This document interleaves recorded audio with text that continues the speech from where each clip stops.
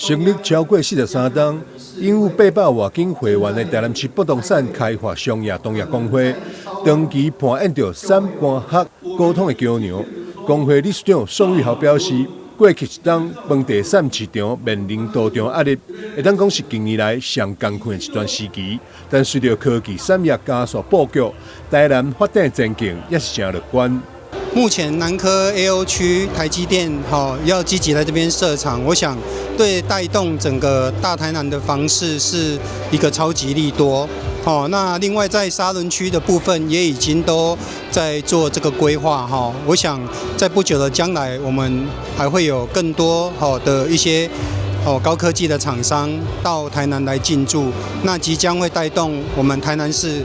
一些剛性的需求。除了產業發展再來熱島以外，交通建設同款嘛受到關注。行政院已經核定台南第一條捷運南線，未來將會串聯重要生活甲產業農帶，再加上360副都心北安商業區等重大開發案持續推動，可望帶動整體都市發展升級。台南已經通過捷運的這個規劃，也即將要開始進入實施，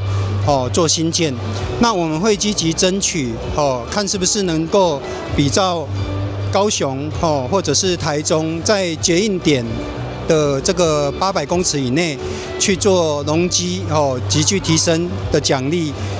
以及我們已經爭取多年的台南錯的這個容積提升獎勵辦法，是不是能夠讓市政府這邊加快腳步來推動，讓這個法規能夠盡快的通過，來造福我們台南同業之間